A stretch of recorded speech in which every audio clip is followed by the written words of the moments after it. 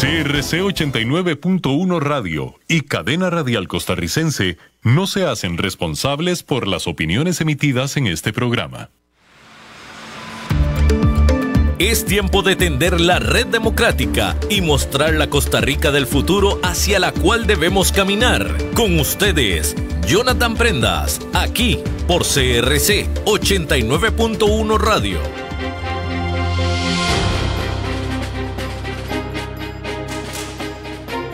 Saludos, mis buenos amigos de Red Democrática, familia de CRC 89.1 a lo largo y ancho de Costa Rica por medio de la FM y por supuesto también en plataformas digitales dentro y fuera de Costa Rica que nos siguen en @CRC 89.1 Radio, @Jonathan Prendas, @Red Democrática en TikTok, también en @Jonathan Prendas para poder amplificar la difusión de los mensajes que día a día de 10 a 11 de la mañana estamos siempre con las mejores voces, con personas que están dispuestas a decir las cosas como se tienen que decir para nutrir la opinión de todos nosotros, de todos los que escuchamos, de los que queremos escuchar, para poder generar a partir de ahí toma de decisiones oportunas que puedan en la suma de todos en conjunto en la sociedad hacer de Costa Rica la mejor versión del país que nuestros hijos y nietos pueden heredar. Esa es la consigna con la cual ustedes saben que siempre abrimos micrófonos, la Fundación Red Democrática produciendo siempre este espacio de radiodifusión. El día de hoy tenemos a don Juan José Echavarría, una persona que ustedes ya conocen, tiene una voz que hay que sentarse y escucharlo con detenimiento porque siempre trae un parámetro, una perspectiva distinta de cómo se pueden ver las cosas. En los días del 1 de mayo, del 5 de mayo, con el discurso del presidente, estuvo muy acucioso en redes sociales, dando su opinión siempre. También se pone siempre a analizarlo desde la forma más objetiva posible qué está pasando con Costa Rica, y a él le damos la muy cordial bienvenida a este espacio de la familia que él ya sabe a la cual pertenece. Hola Jonathan, muchas gracias por la invitación, muy contento de estar una vez más en tu programa y en 89.1, que es una casa que siento como mía, de muchísimos años participando en los diferentes programas. Incluso en algún momento pues tuve un programa ahí con ocasión del proceso electoral, y gente muy querida, empezando por Andrés y toda su familia, así que muy contento de nuevo por la invitación. Y a vos te consta que no te pregunté sobre qué tema era, así que si usted me va a preguntar sobre la final de la liga hoy o lo que usted quiera, aquí estamos a la orden. Papá decía que a los periodistas nunca había que decirles sobre qué preguntar, que cada uno preguntaba, y no lo estaba haciendo como periodista, sino como analista también, pero que cada uno pregunte lo que quiere, que cada uno responde lo que quiera. Así que usted pregunte y yo estaré en la mejor disposición de contestar si tengo criterio para hacerlo. Esperaría que sí, porque me parece que son temas los que están pasando en el país, que a todos nos incumben y que de una u otra manera todos tenemos algo que decir. Mi querido amigo, más allá de hablar de la juela, mejor hablemos de Saprissa, que es lo que está en tendencia en este momento. No, porque es que nos tienen sufriendo mucho. Nosotros no queríamos que entraran y al final se colaron y nos tienen ahí penando. Suele pasar y la historia siempre es la misma. Nos preparamos 22 fechas y al final hace campeonato. Así es. Mira, Juan, agradecerte de nuevo por estar con nosotros acá en Red Democrática. Y como bien lo decís, están sucediendo muchísimas cosas. Yo creo que podemos empezar por una afirmación que en política y en la vida tiene mucho peso. Y es que el fin no justifica los medios. Y lo planteo como un punto de inicio, luego de ver comentarios, afirmaciones, declaraciones de personas no solo militantes del oficialismo, sino también afines o que apoyan el oficialismo y que dicen que todo lo que pasó ayer con las investigaciones, las actuaciones de la Policía Judicial y la Fiscalía y las acusaciones. No saben por qué fue, porque no hay plata de por medio, nadie se llevó plata a la bolsa y que todo se hizo para el bien del país y no y omiten el fondo de la investigación, que es que habían documentos que señalaban que la pista de Liberia no estaba maltrecha por el huracán del 2016, 2015 creo que fue. Entonces, más allá del hecho, yo creo que en Costa Rica y en política en general tenemos que recordar, volver a vivir e interiorizar esa gran y famosa y bien noble frase de el fin no justifica los medios. Yo creo que a partir de ahí podríamos volver a retomar un rumbo de construcción, de co-creación y de bienestar para todos.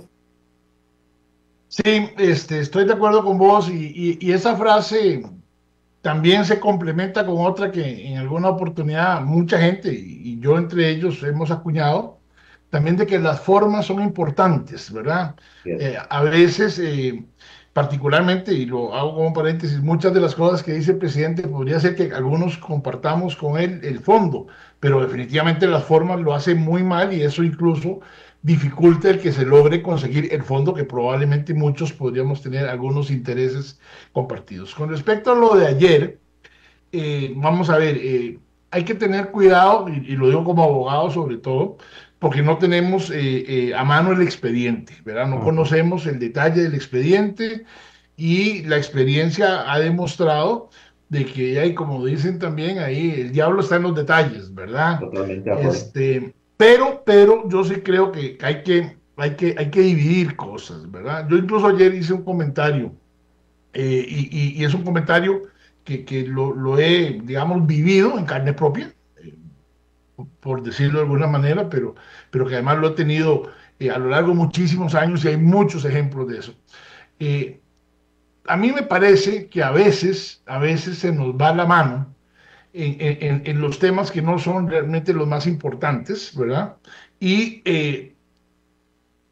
el fondo o la prioridad que debería ser el proceso de investigación, la aclaración de la verdad real y eventualmente el castigo o la condena de los culpables o incluso la absolución de los inocentes. Así es. Porque el fin último de un procedimiento judicial en materia penal es precisamente hacer justicia. Y Y hacer justicia, eso no significa condenar, significa llegar a la verdad. ¿no? Pero además, para llegar a hacer justicia, tiene que haber un proceso en donde se cumplen una serie de parámetros y de normas y requisitos que precisamente vienen a dar la seguridad y la confianza para toda la sociedad, no solo ya para las partes, de que lo que ahí pasó es lo correcto. Y si lo correcto es condenar a alguien, pues ni modo, hay que hacerlo.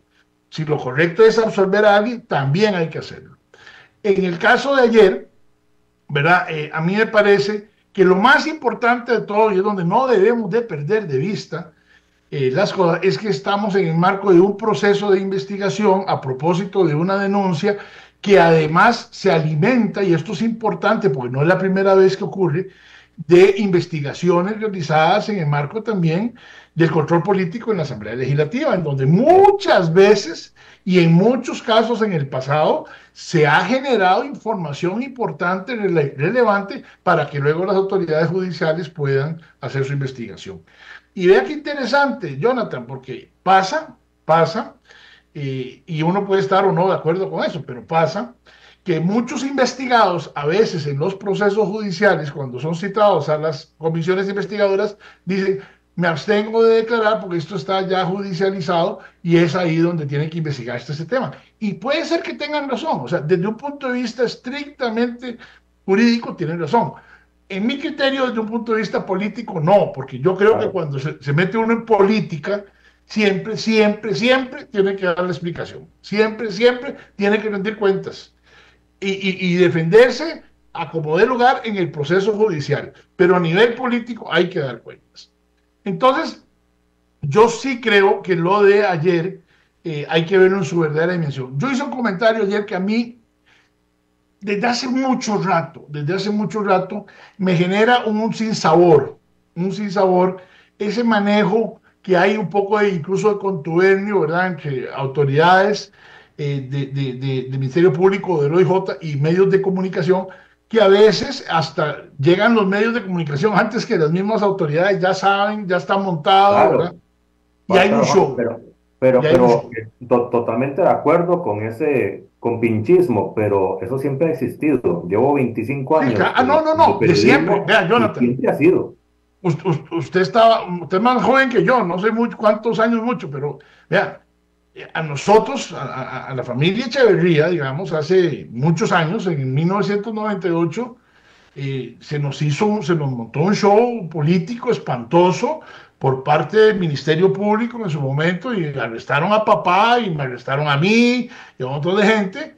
Al final no pasó nada, como muchas veces ocurre en Costa Rica, y también nos pasaron en Pereira y toda la cosa. A Miguel Ángel Rodríguez Echeverría, expresidente, que vino por su propia voluntad, que se montó en un avión por su propia voluntad, lo estaban esperando ahí para esposarlo desde el avión mismo, ¿verdad? Entonces uno dice, bueno, ¿es eso realmente lo más importante? No, no es lo más importante es que se investigue.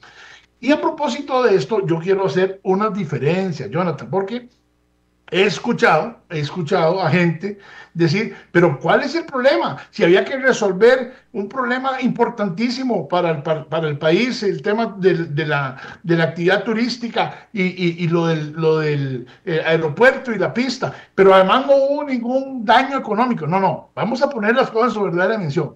Y esto no es fácil y esto hay que entenderlo, y probablemente yo podría incluso hasta aceptar que nos sentemos a discutir como país con seriedad, con respeto, con tolerancia, si hay que cambiar ciertas cosas. Pero Totalmente. lo cierto del caso es que la ley desde siempre, desde hace muchos años, establece que los fondos de la Comisión Nacional de Emergencias únicamente se pueden dedicar para atender emergencias, y las emergencias derivadas de procesos normalmente de la naturaleza impredecibles, y nunca, nunca, nunca para resolver problemas que puede ser que existan y puede que sean ser ciertos, reales y que se necesiten resolver, pero que obedecen a negligencia, a descuido, a falta de mantenimiento o cosas de esas que pueden haber sucedido desde el año 2015, como se dice, que la pista del aeropuerto de Liberia venía sufriendo un deterioro. Entonces, ahí nadie está diciendo que no había que arreglarla. Sí, sí había que arreglarla. Nadie está diciendo que no era urgente arreglarla. Por supuesto que era urgente. Totalmente. Lo que pareciera que está mal es el procedimiento. Y estas cosas son importantes porque la ley dice que los recursos públicos, que son de todos, que están sujetos a ciertos destinos, no pueden usarse para otros destinos, aunque sean destinos nobles los otros. Y le voy a poner un ejemplo, porque estas cosas hay que recordarlas. Y es alguien a quien yo aprecio mucho en lo personal, lo respeto mucho, pero que bueno, tuvo sus dificultades y sus problemas.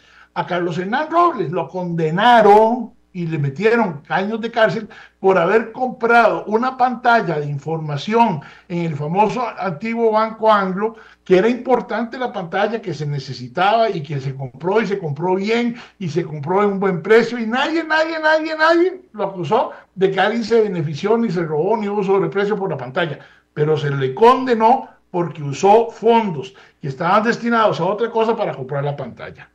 ¿Me entiende? Y esas cosas pasan. Y entonces, cuando uno es jerarca, y uno ha estado ahí, cuando uno ha sido servidor público, tiene que entender que está sometido a una gran cantidad de temas y de limitaciones, sí, efectivamente, por eso es que es difícil. Si fuera fácil gobernar, no habría problema. No, es que es difícil gobernar, porque hay que hacerlo bien, ¿verdad? No solo hay que tener, digamos, la razón y la necesidad, sino hay que tener la capacidad para hacerlo conforme la ley dice. Porque en el momento que aceptemos como válido que la ley se desvíe, se empieza a desviar para todo.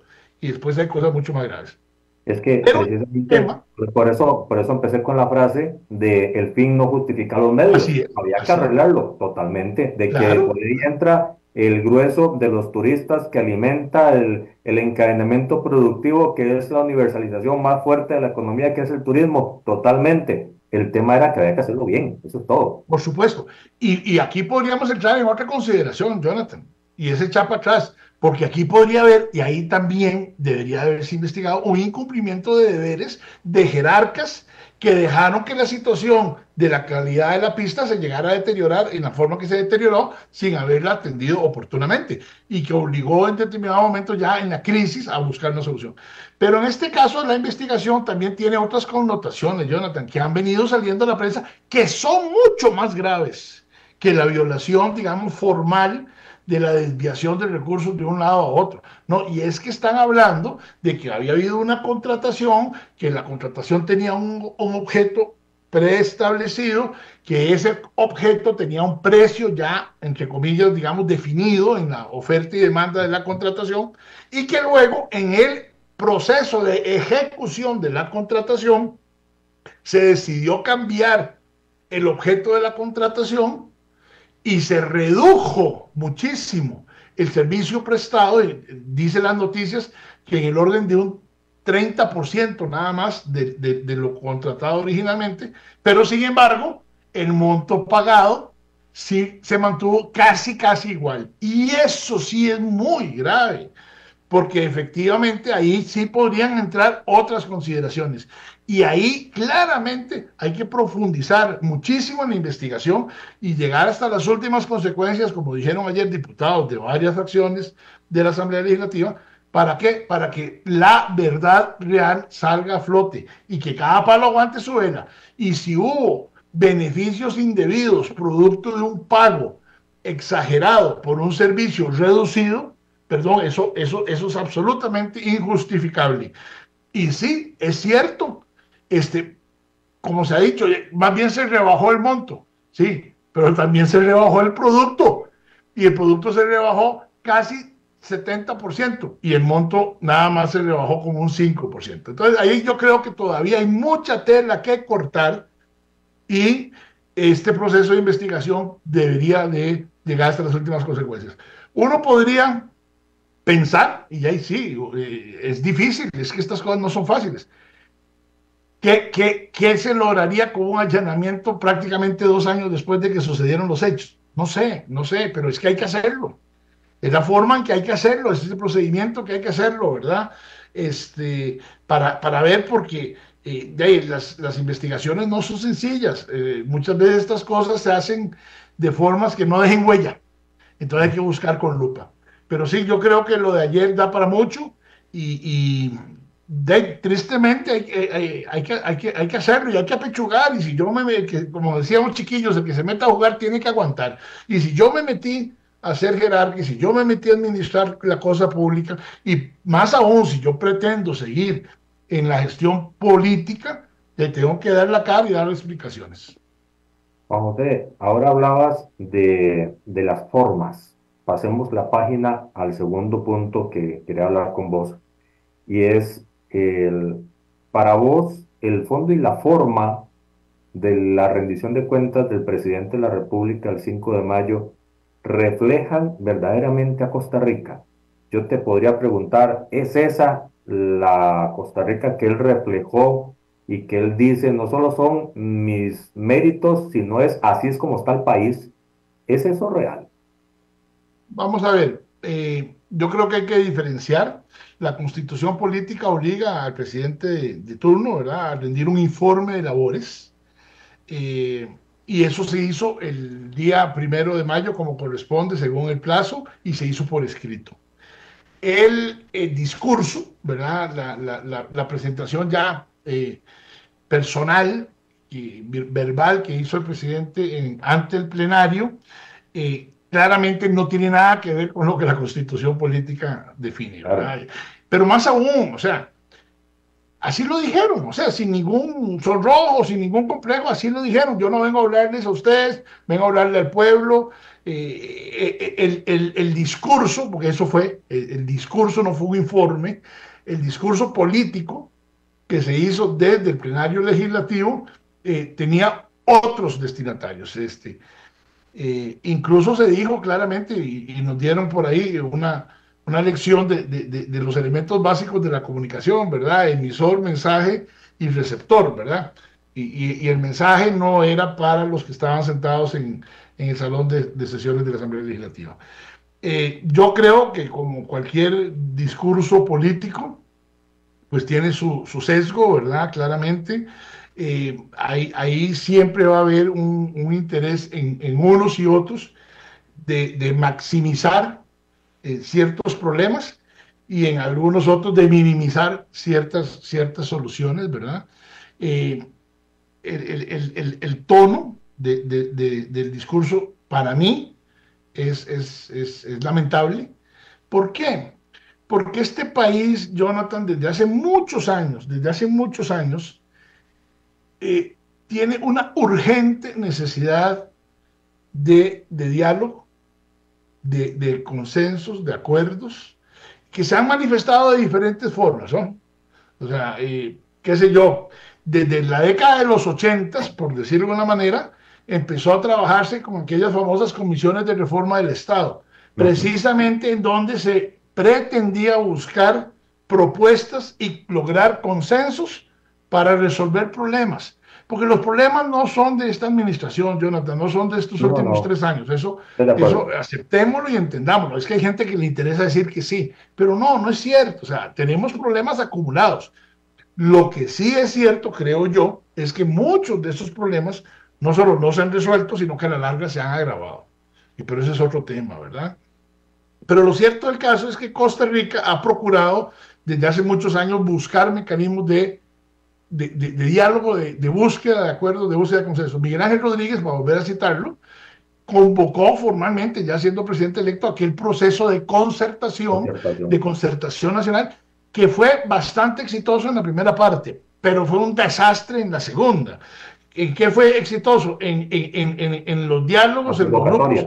Exacto, la convocatoria, los diálogos, las propuestas y los acuerdos, porque incluso se llegó a ciertos acuerdos en esa etapa. Pero los acuerdos, Jonathan, y esto es importantísimo y tenemos que tenerlo siempre muy claro, prácticamente todo pasa por la Asamblea Legislativa. Usted estuvo ahí. O sea, la Asamblea Legislativa es el foro, si se quiere, más importante de este país, porque realmente ahí es donde se pueden tomar las decisiones, ¿verdad? Usted puede tener muchas propuestas en muchos sectores y grupos, pero si no estás en la Asamblea Legislativa, difícilmente lo vas a lograr. Óigame, y por eso es que desde que tengo uso de memoria, me acuerdo, qué sé yo, de Daniel Lover en el 74, de Don Rodrigo en el 78, de Luis Alberto en el 82, de Monge en el 86, y sé de Don Pepe antes que decía, si quieren que barra, no se me paren en la escoba. Todos los que le acabo de mencionar le decían a los electores, vote parejo, voten las 3 papeletas cuando se votaba por regidores también, deme los diputados, deme las herramientas. Todos lo han pedido, Jonathan, como lo están pidiendo ahora los chavistas. O sea, eso no tiene nada ni de original, ni de nuevo, ni siquiera de pecado, ¿verdad? Porque obedece a la lógica de que como yo quiero llegar al poder, necesito las herramientas. Pero la realidad política de este país, y muchas veces se decía que la sabiduría de nuestro pueblo era que nunca se le daba todo el poder a todo el mundo. En algunas oportunidades, coyunturalmente, por ejemplo, a Liberación Nacional en el 82, luego del gobierno de Don Rodrigo, a quien yo aprecio y defiendo, pero bueno, que la realidad política del país evidenció problemas muy serios. Liberación tuvo como 33 diputados en el 82. O sea, tenían mayoría, pues no absoluta de los 38, pero podían hacer lo que fuera. Y siempre se sumaban, ¿verdad? Otros. Pero bueno, lo cierto del caso es que la realidad política de Costa Rica ha obligado siempre a dialogar y a buscar acuerdos. Y tristemente, uno asume que el más interesado de lograrlo es el presidente. Es el que tiene la principal responsabilidad de hacerlo, es el que debería estar llamado a hacerlo. Y por eso también doña Laura Chinchilla en su momento convocó a los famosos notables. Creo que Carlos Alvarado volvió a promover alguna otra iniciativa de esa naturaleza. Y bueno, hoy día lo que uno resiente y lamenta es que con el, digamos, con el apoyo o con las simpatías, porque esa es una realidad que hay que entender y por lo menos hay que aceptar y tratar de entenderla, que es diferente, pero el presidente goza de una popularidad importante. Bueno, uno hubiera deseado que esa popularidad, lejos de generar controversia y conflicto, se hubiera usado para convocar, dialogar y transar con respeto, con tolerancia, entendiendo que hay diferentes visiones, pero que hay un interés común, que es sacar adelante Costa Rica. Entonces, volviendo a tu pregunta, a mí me parece que el discurso, y de nuevo insisto que fue un discurso y no una rendición de cuentas, del 5 de mayo del presidente, va en la línea de mantener una estrategia de comunicación que le ha sido exitosa, hay que reconocerlo. Tal vez por méritos propios de la misma estrategia y creo claramente creo que por deficiencias de la oposición, por Totalmente de acuerdo. deficiencias de una ausencia de liderazgos claramente definidos, de una ausencia de propuestas, ¿verdad? En donde, Jonathan, es que ese enunciado que hiciste es absolutamente claro, porque de ahí se deriva. Y vea que serio, vea que serio. Todos están relacionados con los 4 o 5 temas más importantes de este país, en donde, como yo decía hace unos minutos, son problemas que vienen desde hace mucho tiempo, porque acordémonos el famoso problema aquel en el gobierno, creo que de don Oscar Arias, cuando doña Yanina era la ministra de Seguridad, y se dejó decir aquella frase de que la inseguridad era un problema de percepción, ¿verdad? Y casi la fusilan, ¿verdad? ¿Se acuerda? O sea, el tema de la seguridad es un tema que viene desde hace muchos años. Pero al igual que el de salud, el de infraestructura, el de educación, por ejemplo, el de la, digamos, estabilidad económica, uno siente que se ha deteriorado en este gobierno, ¿verdad? Precisamente por la ausencia de acuerdos para buscar soluciones. O sea, por ejemplo, yo puedo ser muy crítico de algunas cosas del gobierno de Carlos Alvarado, pero le reconozco la responsabilidad fiscal con que trabajó y le reconozco a la oposición que asumió una posición responsable también para pasar leyes que este país le urgía resolver desde muchos años antes, y que, bueno, por ejemplo, Juan Carlos Mendoza, siendo diputado del PAC, obstaculizó los acuerdos de reforma fiscal por pura politiquería, sin pensar en la crisis fiscal del país, y luego a Liberación le tocó ayudar al PAC a hacerlo, y así debe ser. O sea, uno no puede estar cobrando facturas siempre. Pero bueno, efectivamente, ¿cuál es el problema, Jonathan? El problema es que yo no vi a Álvaro Ramos al día siguiente del discurso emplazando al presidente, candidato ya del Partido Liberación Nacional, diciéndole, presidente, usted está mintiendo cosas. Sí lo dijeron algunos diputados, y efectivamente los diputados decían, bueno, es que usted dice que temas de que los robos han mejorado, pero no dice nada de los asesinatos, no dice nada de los femicidios.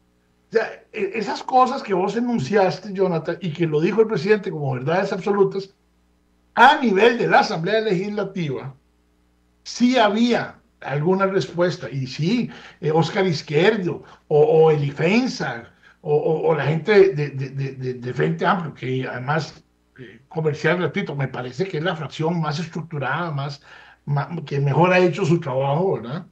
Se lo han planteado, pero vea, Jonathan, la comunicación de lo que pasa en la Asamblea Legislativa es muy limitada. Si algo ha sido exitoso en la gestión política del gobierno Chávez Robles, es la comunicación masiva. Y claramente le habla a la señora de Purral, y hay muchas señoras de Purral a lo largo de todo el país, y han logrado sembrar en la psiquis colectiva una validez, ¿verdad? Digamos, veracidad del mensaje muy complicada, sobre todo cuando no hay gente en el mismo nivel, en la misma estructura, en la misma plataforma, debatiendo y desvirtuando, ¿verdad? Porque lo que se diga en el plenario legislativo, como dice mi buen amigo Roberto Gallardo, es para la Costa Rica política. Somos muy pocos los que le podemos dar seguimiento a eso. Y los medios de comunicación tradicionales para la burbuja. No llegan tampoco. Hay que ver cómo los que están procurando levantar una bandera y ser alternativa, Juan Carlos Hidalgo, ya mencioné a Álvaro, no sé Miguel Martí de un nuevo partido ADN que salió ahí, o Fernando Zamora, que está con PNG, en fin, hay varias opciones. Vea, Rolando Araya, que no está oficialmente nada, ha tenido, si se quiere, últimamente más participación en medios, hablando de temas, que muchos de los candidatos que ya están, digamos, preparados en la carrera. Entonces, esto es importante porque cuando usted tiene un discurso, está en una plaza, en un balcón, hablando y nadie le refuta, se va quedando el mensaje. Y yo creo que el presidente ha tenido, además de una buena estrategia de comunicación, ha tenido la suerte de una debilidad operativa y estructural de la oposición. De jugar solo. Ha estado jugando solo. Jugando solo todos somos Messi. Podemos meter cualquier cantidad de goles o cristianos, ¿verdad? Claramente. Juan, para ir dándole el amarre a la última parte del programa, la tercera fase, lleva 3 años el gobierno dando esta estrategia, montando su realidad y haciéndola ver como la verdad absoluta, y está evidenciando que todo lo que no se puede hacer es culpa de alguien más. No es mea culpa. Al principio del gobierno uno dice, viene entrando, hay que darle el beneficio de la duda, hay que ver si es que trae algo bajo la manga, pero lo cierto del caso es que con 3 años de gobierno son tan culpables o responsables, para usar una palabra más acorde, tan responsables como cualquier otro gobierno aquí para atrás de los problemas que hay hoy, porque ya hicieron presupuestos, ya tomaron decisiones de política pública, ya desarrollaron estrategias, y lo que hay, y aunque quieran poner un video de un noticiero, aunque sea en la misma casa presidencial, a decir todo está perfecto, la realidad es que no todo está perfecto. Son responsables en el gobierno ya después de 3 años de la verdad de la Costa Rica en la cual se vive. Sin ninguna duda, y le voy a poner las palabras del propio presidente Chávez, cuando a finales del año 2022 alguien le preguntó sobre el incremento de los homicidios, y dijo, no, a mí no me mida por algo que está pasando, que yo estoy apenas hace unos meses, a mí mídame por los homicidios del 2023, no sé si te acordás Claro. de ese episodio. Bueno, no, es que perdón, habría que medirlo por los del 23 y del 24 ya, y los del 25, que van en la misma línea de lo que estaba pasando en los últimos años. Por supuesto que sí, por supuesto que si usted asume una responsabilidad y un puesto, pero en el que además usted dijo, me como la bronca y voy a resolver, incluso se potenció como una persona que por su experiencia previa a nivel de coordinación en otros países tenía capacidad de diálogo y de acuerdos. Bueno, claramente obtuvo una mayoría importante, sobre todo en la segunda etapa del proceso, ya que confió en él. Y la experiencia, la realidad, los números puros y duros demuestran que en educación vamos mal, que en salud vamos mal, que en seguridad vamos mal, que en infraestructura vamos mal, que la situación económica en alguna parte de la macroeconomía podríamos decir que ha mejorado efectivamente. ¿A base de qué? A base de cierre de programas sociales. Es que si usted ahorra en temas esenciales, puede ser que llegue a tener más plata, pero está deteriorando cosas que son esenciales, ¿verdad? Y es ahí donde está el juego político más fino, ¿verdad? En donde usted tiene que hacer a veces chocolate sin cacao. Pero ahí es donde usted requiere de los acuerdos, ahí es donde usted requiere de los apoyos, ahí es donde usted requiere del concurso de otros. Porque en Costa Rica, por la diversidad de problemas que hay y por la dificultad operativa y estructural que tiene el Estado, que efectivamente lo tiene y que efectivamente hay que hacer reformas y que efectivamente cuando yo estaba en el gobierno ya hace muchos años, entre el 2002 y 2006, de don Abel Pacheco, ya nosotros decíamos, bueno, pero ¿quién controla la Contraloría? y se lo puedo decir como abogado, Jonathan, yo he defendido casos de investigaciones de órganos directores promovidos por la Contraloría por estupideces, pero por estupideces contra alcaldes y regidores, ¿verdad? Y efectivamente hay que cambiar cosas, pero usted no las puede cambiar a la patada, usted no las puede cambiar, digamos, deslegitimando, atacando, insultando. Entonces, de todo eso es responsable este gobierno. Vea, estamos en una situación muy delicada de la política costarricense, en donde los paradigmas tienen que ser nuevos, tienen que cambiarse. Ya hasta la saciedad se ha dicho que ya los partidos políticos son menos importantes, que son más importantes las personas. Bueno, ¿dónde están esas personas? Hoy sale una foto muy interesante en La Nación. La Nación ha cambiado, siempre ha tenido una gacetilla que se llamaba algo así como hace 50 años, ¿verdad? Ahora está sacando en la, segunda, en la página siguiente a la portada una foto de las portadas de hace 50 años. Entonces es muy interesante porque se ve un poco más gráfico. Véala, Jonathan, vea qué interesante. Le estoy diciendo 14 de mayo del 75, hace 50 años. ¿Y sabe lo que dice? Que hubo una reunión de 4 partidos para crear una oposición en la Asamblea Legislativa. Y mencionó al Nacional Independiente, a Renovación Democrática, en donde papá era diputado en ese momento, mencionó a gente de Unificación Nacional, mencionó a algunos independientes. 14 de mayo del 75. Eso dio origen. En el 75 empezaron a hablar. Esa foto de La Nación es la primera reunión que hubo. Eso dio origen a lo que se llamó primero la unidad opositora, en donde estaban gentes como Rodolfo Pisa, diputado del Partido Nacional Independiente, o papá, Fernando Alman y gente así muy interesantes, en la Asamblea Legislativa. Y eso dio origen a la firma de los propósitos y principios de la Coalición Unidad, que en marzo de 1977, casi 2 años después de aquella primera reunión, tuvo la famosa convención entre Rodrigo Carazo y Miguel Barzuna, en donde salió electo don Rodrigo Carazo, candidato para las elecciones de febrero del 78. ¿Qué le quiero decir con esto? Vea usted la visión, vea usted el compromiso, vea usted la estrategia. 2 años antes de llegar a un proceso de convención, ya estaban hablando de cómo se iba a trabajar. Hoy día, Jonathan, estamos a 2 meses y medio que el cronograma electoral del Tribunal Supremo de Elecciones le da plazo a los partidos políticos para presentar coaliciones. Va a ser casi imposible, Jonathan. Aunque todo el mundo coincide, por lo menos de la boca para afuera, que sería importante, que solo no lo logramos, que necesitamos unir fuerzas. Ahí está un esfuerzo muy respetable como el de Agenda Viva, con gente muy valiosa, ¿verdad? Que hizo todo un análisis y una propuesta temática. Pero Jonathan, en la práctica nos está atropellando el tiempo. Este país no va a lograr esos acuerdos. Juan, el tema con las coaliciones y las alianzas, siempre lo he dicho, llevo 15 años diciéndolo, todas son bonitas hasta que llega la pregunta de quién lidera y todo el mundo dice quién mejor que yo. Y ahí todo el mundo se levanta y se va cada uno por su lado porque nadie quiere bajar el ego. Y ese es el principal problema que hay en la política del país.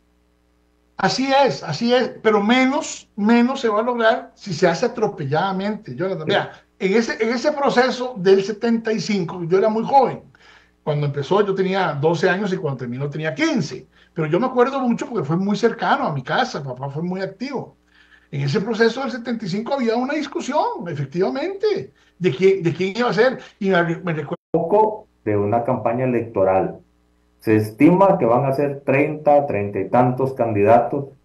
La última vez que levanté lista ya llevaba 20 básicamente confirmados más o menos. Confirmados dice uno a ojo vancouver dentro de cada partido.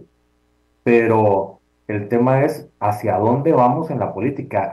Ya estás diciendo, no es a alguien capaz de unir, capaz de consensuar, capaz de crear, de construir, de hacer soñar. Hay algo dentro, alguien dentro de los que ves que diga, dentro de los enanos el más grande es este y podemos ir, yo lo ilustro como si fuera una carrera ciclística, adelante van X cantidad de escapados hay un grupo que está flotando en el medio y el pelotón atrás rezagado totalmente. Lastimosamente, y no me hace feliz, te tengo que decir que no lo veo. Hoy por hoy 14 de mayo.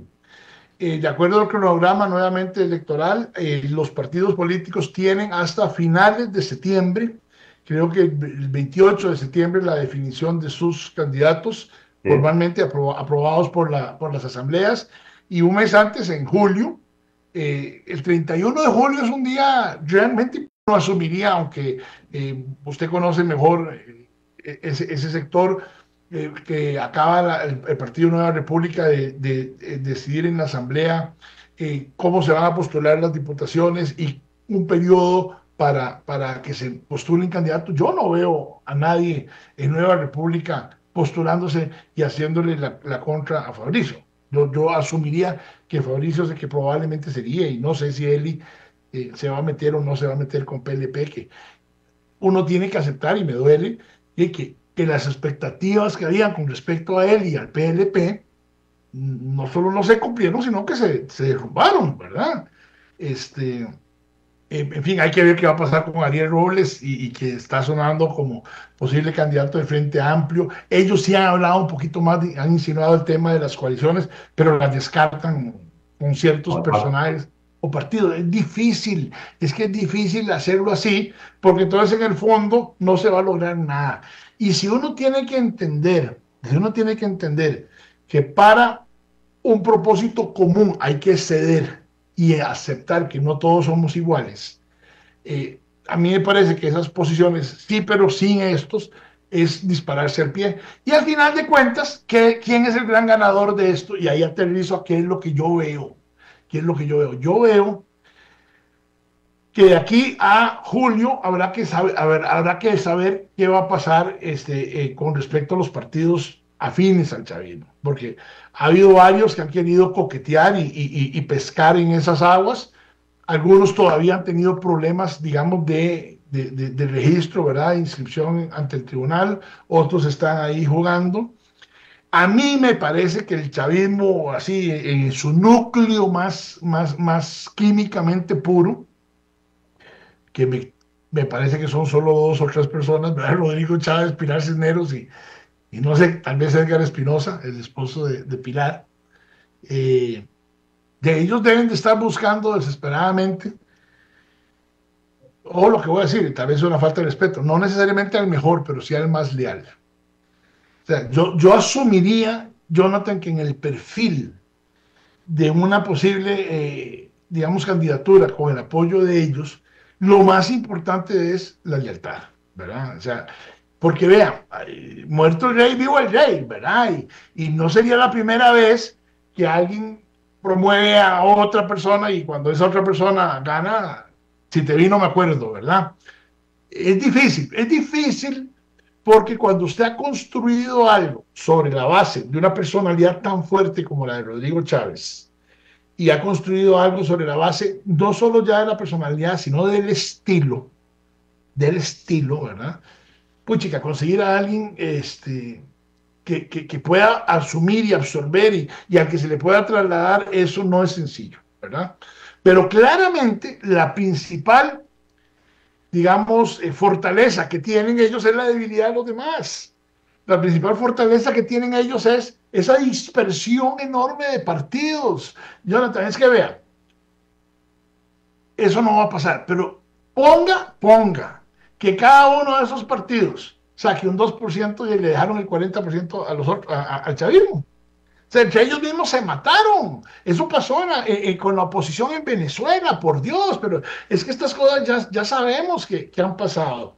Y cuando usted llega monolítico, y cuando usted llega digamos, con una cohesión entre su grupo y lo que está enfrentando es un montón de gente más, tiene las de ganar. Por favor, yo no sé quién fue el que lo dijo, pero divide y vencerás. Pero es que eso es, digamos, el ABC de la contienda política. Entonces, hoy por hoy, ¿qué es lo que yo veo? Hoy por hoy yo veo al chavismo ganando. ¿En primera ronda o en segunda? A eso iba. Ese es el gran misterio. Ese es el gran misterio. Y pareciera, vea qué absurdo, pareciera ser que la lucha más importante que van a tener todos los demás es ver quién llega a la segunda, al segundo lugar y que no lleguen ellos al 40%.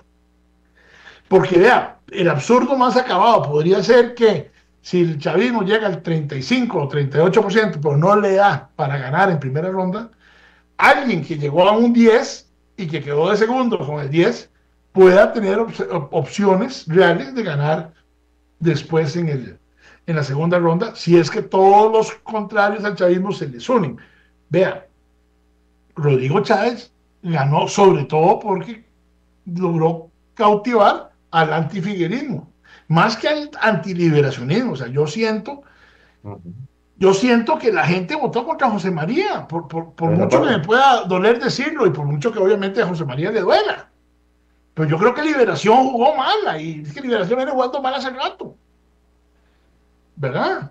Y entonces, esa es una de las grandes incógnitas. Yo creo que pueden ganar y que creo que van a ganar, aunque no estoy seguro todavía, es si lograrán el 40%. ¿Por qué?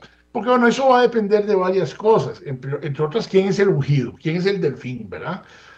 Porque aunque ellos puedan tenerlo el más leal del todo, pero tienen que venderlo. ¿A quién ves? ¿A quién ves dentro de los...? No sé, ahí se ha mencionado a Carlos Valenciano, que no lo veo. No lo veo porque Carlos Valenciano es una persona que tiene demasiado poder económico como para poder jugar solo. O sea, y yo creo que si lo montan, no lo van a poder controlar, ¿verdad? No veo a Laura, tampoco Fernández. Yo a Laura la veía perfecta como vicepresidenta.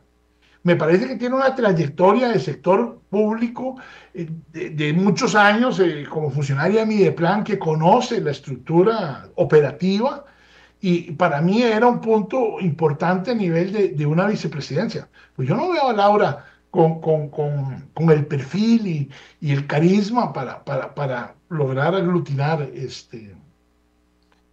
Se lo voy a poner así, claro. Si Pilar Cisneros pudiera ser candidata, ni siquiera estaríamos discutiendo esto, Jonathan. Es más, probablemente Pilar hubiera sido presidente antes que Rodrigo Chávez en Costa Rica. También es cierto. Esa es la realidad. O sea, ¿qué quieres que hagamos? ¿Han mencionado al esposo de Pilar?